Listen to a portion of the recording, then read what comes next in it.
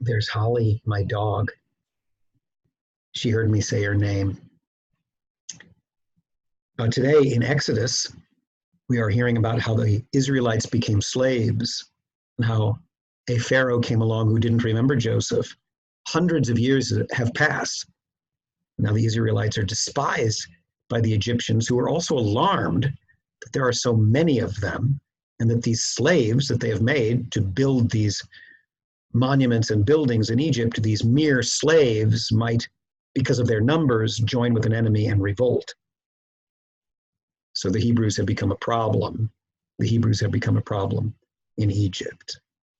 And then Jesus in the gospel gives the parable of the sower, but doesn't yet interpret it for us. And we will get to that in a few more days. Meanwhile, I want to look at the beginnings of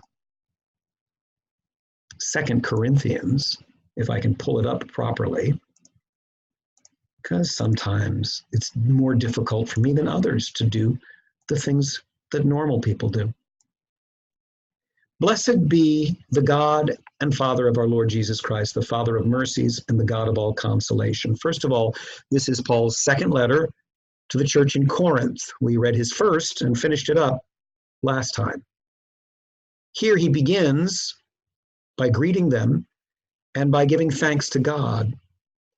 Blessed be the God and Father of our Lord Jesus Christ, the Father of mercies, and the God of all consolation, who consoles us in all our affliction, so that we may be able to console those who are in any affliction with the consolation with which we ourselves are consoled by God.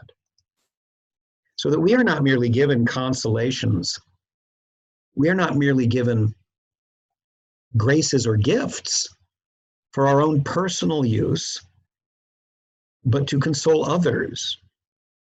The grace passed on to us should be a grace we pass on to others.